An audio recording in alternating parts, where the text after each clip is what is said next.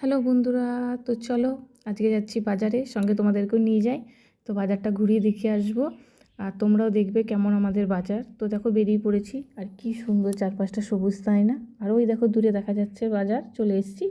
আমাদের এখানে সে দোকানের মতো বাজার বসে না, হাটের মতো বসে। শুক্রবার আর মঙ্গলবার এই জায়গাটাতে হাট বসে, আর তাছাড়া নানান জায়গায় নানান দিনে হাট বসে। তো দেখো রাস্তার উপর থেকে দুধার দিয়ে একদম দোকান বসে পড়েছে।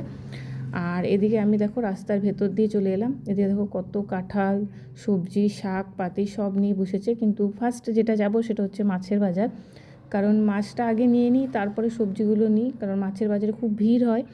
আর একটু বেলা করে গেলে না মাছ পাওয়া যায় না, বিশেষ করে ছোটো মাছটা পাওয়া যায় না। তো সেই জন্য দেখো, আর প্রচণ্ডই ভিড় এই মাছের বাজারটা যেতে গেলে হয়। আর এদিকে কিছু মুদিখানার দোকানও বসে। হাটে সব ধরনের জিনিস পাওয়া যায়, জামা কাপড় থেকে শুরু করে পুজোর জিনিস থেকে শুরু করে লোহা সমস্ত কিছু।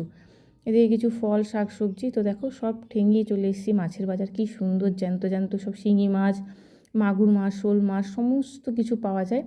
তো দেখো কেমন ভিড় দেখেছো, এক একটা দোকানে পেরিয়ে পেরিয়ে যেতে হচ্ছে। আর মাঝে মাঝে কিছু দোকান আছে যেগুলোতে বরফের মাছ পাওয়া যায়, যেহেতু আমাদের বরফের মাছটা অতটা খাওয়া হয় না, টাটকা মাছটাই খাওয়া হয়। তো সেই জন্য যেদিকে টাটকা মাছ বসে সেদিকেই চলে গেলাম। আর এদিকে দেখো এনার কাছ থেকে আমি ছোটো মাছ নিই প্রত্যেক দিন। তো ওনার সঙ্গে গল্প করছিলাম, আর উনি না ভীষণই ভালো মাছ, একদম সুন্দরভাবে কেটে বেছে দেয়। সে তুমি যত ছোটো মাছই নাও না কেন, খুব সুন্দরভাবে কেটে দেয়, যে বাড়িতে আসলে শুধু ধুয়ে নিলেই হবে।